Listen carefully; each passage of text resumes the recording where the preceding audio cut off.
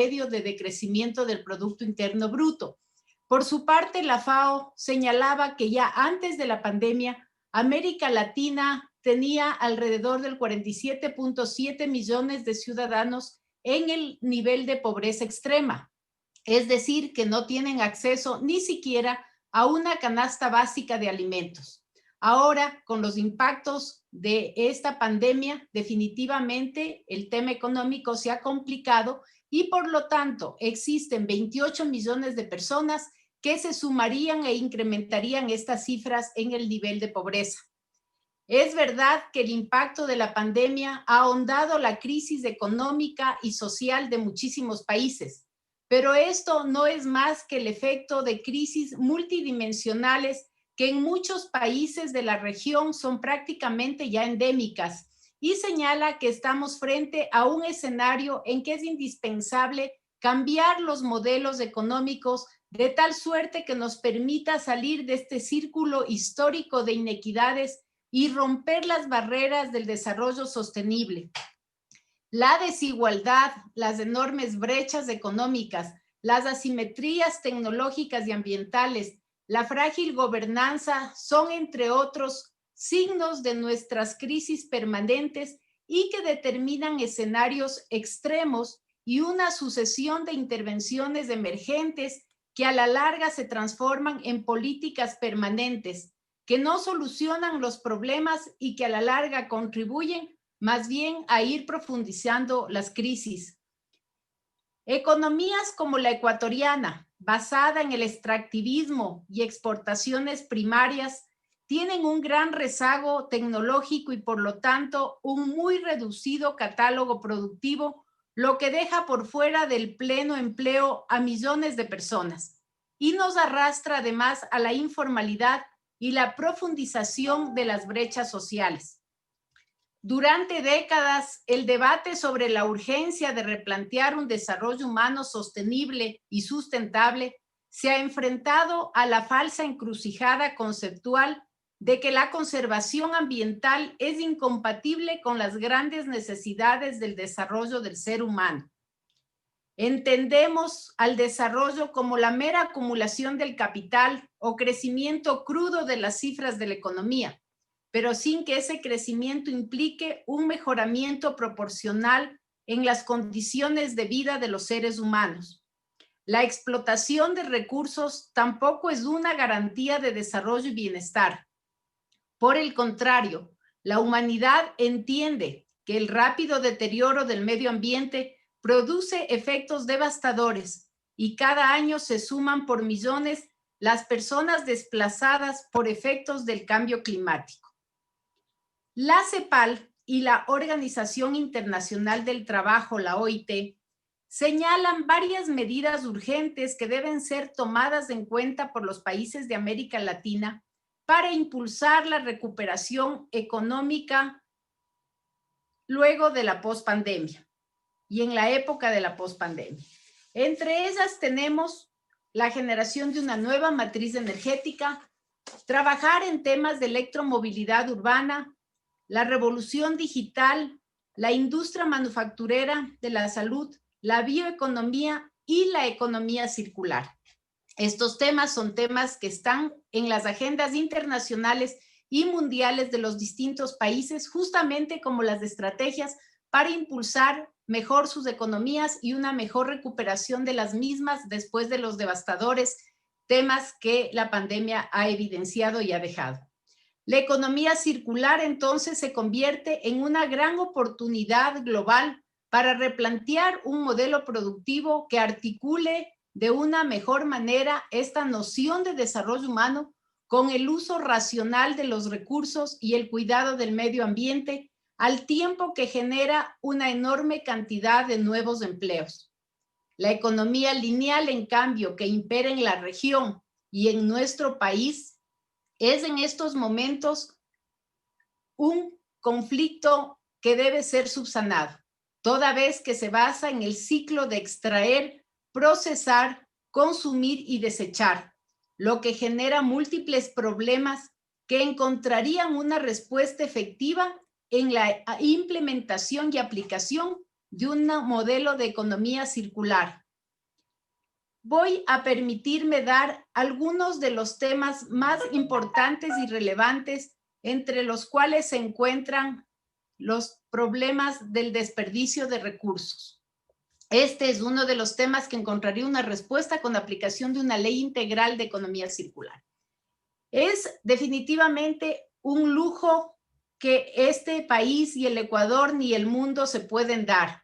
El desperdicio de recursos que se evidencia al momento y ahora en la etapa de la pospandemia dramatiza de una manera brutal cómo miles de compatriotas sufren de hambre mientras existen millones de toneladas que se desperdician de alimentos, como son en el caso de las cifras que el Fondo Mundial determina, que señala que en el Ecuador se desperdician aproximadamente 939,000 toneladas de alimentos al año, que equivale a alrededor de 334 millones de dólares.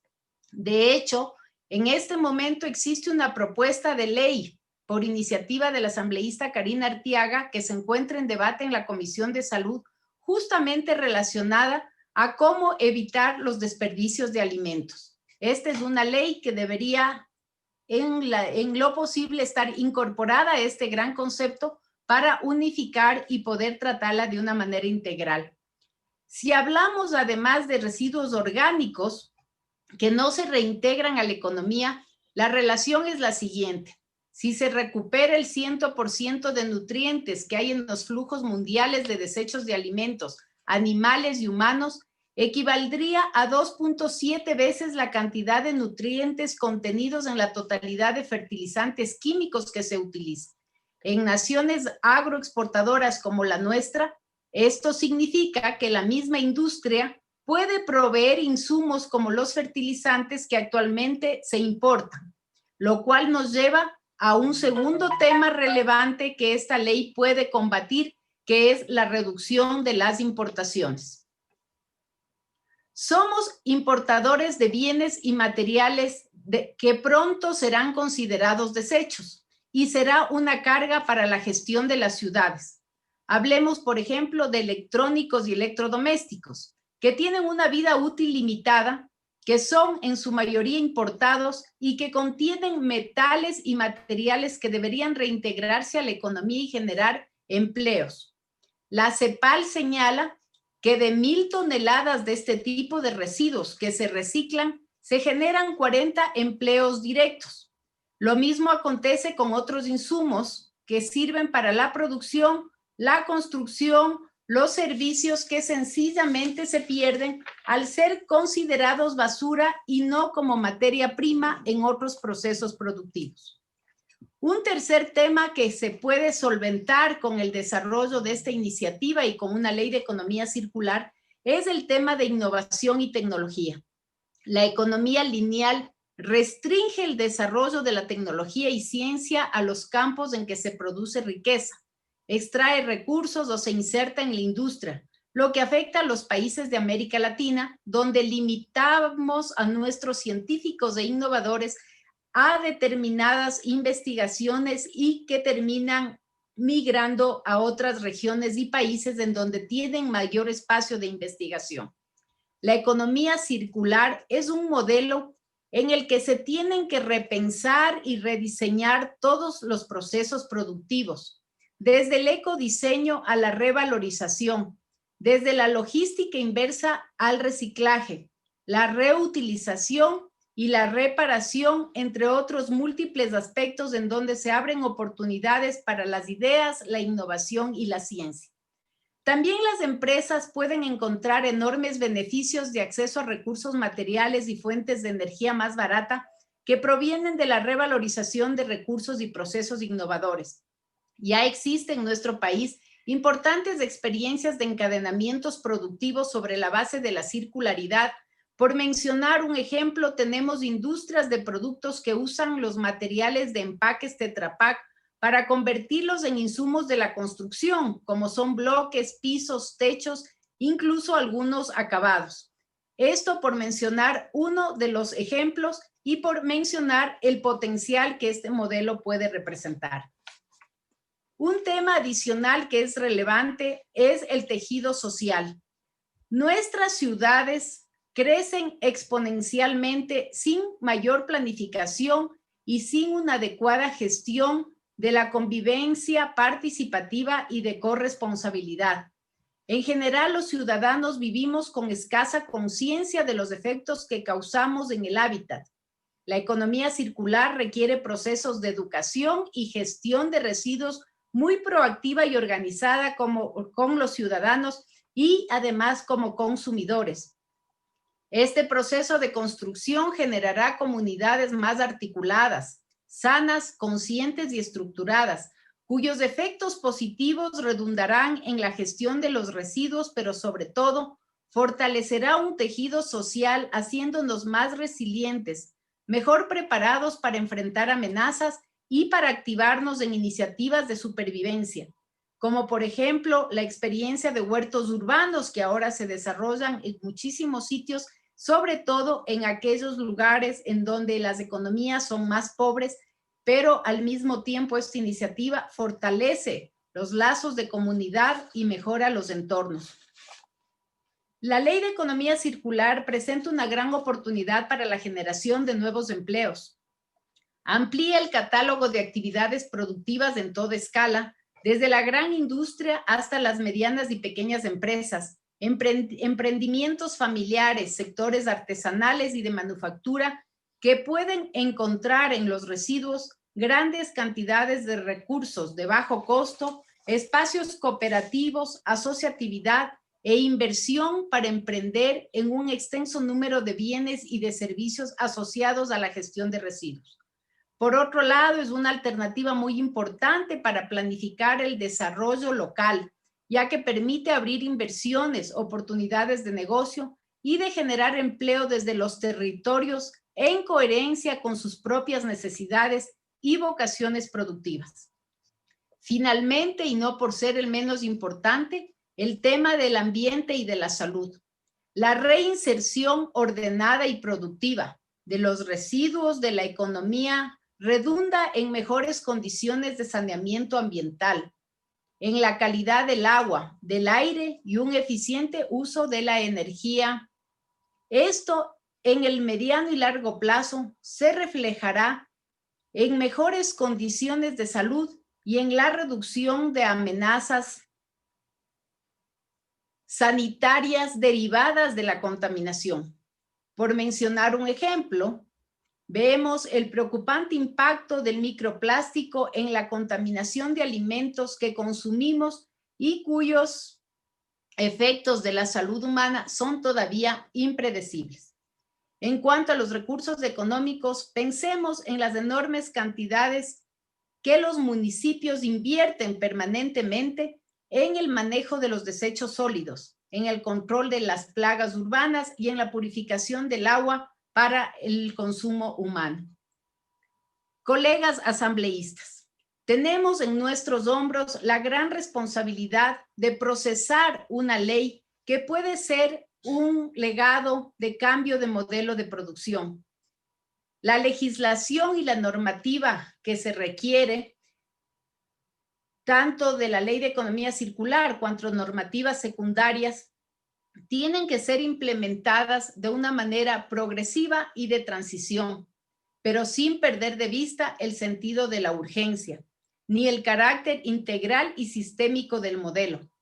Debemos legislar para garantizar un ecosistema económico sostenible y dinámico, en el que la iniciativa privada encuentre potencial de inversión, en el que la política pública pueda incentivar y proteger a la industria que se involucre en un clima de sana competencia, en el que los científicos encuentren campos para la innovación y en el que los gobiernos locales puedan desarrollar planes efectivos y en el que la ciudadanía puede ejercer sus derechos y su poder como consumidor, a la vez que sepa cumplir sus obligaciones de gestores primarios y agentes promotores de la economía circular.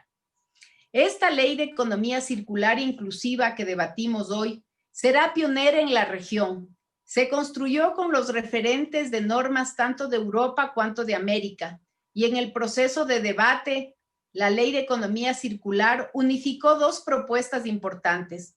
La de economía circular que nace de una propuesta personal y la de reciclaje inclusivo de la colega asambleísta Doris Solís, quien le aportó a esta iniciativa una dimensión interesante en lo referente al tema de reciclaje. La Comisión de Desarrollo realizó un importantísimo trabajo de socialización que ha sido ya mencionado por el presidente de la comisión y que incorporó la experiencia y rectificaciones de académicos, industriales, organizaciones sociales, técnicos, especialistas y organizaciones de los distintos ámbitos, tanto técnico como de la sociedad civil. Realizamos un gran esfuerzo para armonizar conceptos y procesos y por adaptarlos a nuestra realidad.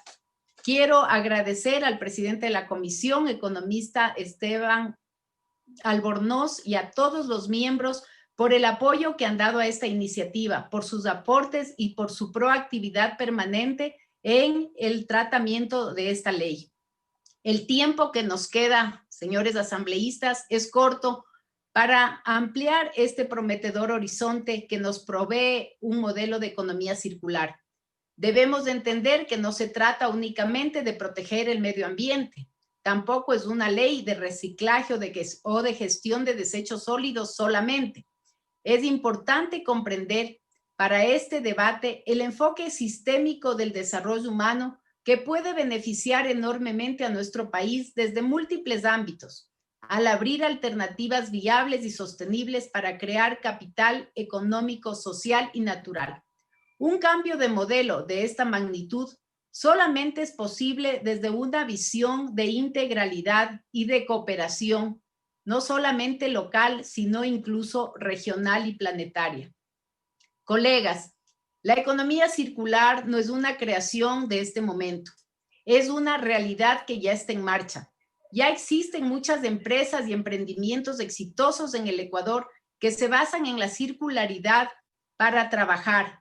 Es nuestra obligación actualizar y adaptar la normativa y la estructura de la política pública para proveer las mejores condiciones de desarrollo a este modelo económico que se constituye en una oportunidad de bienestar para esta y las futuras generaciones.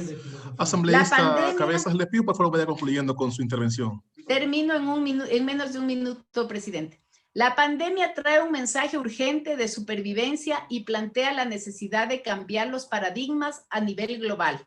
Es nuestro legado sentar las bases para que estas transformaciones determinen el rumbo futuro de la humanidad. Muchísimas gracias, señores y señoras asambleístas. Gracias, presidente, por la intervención.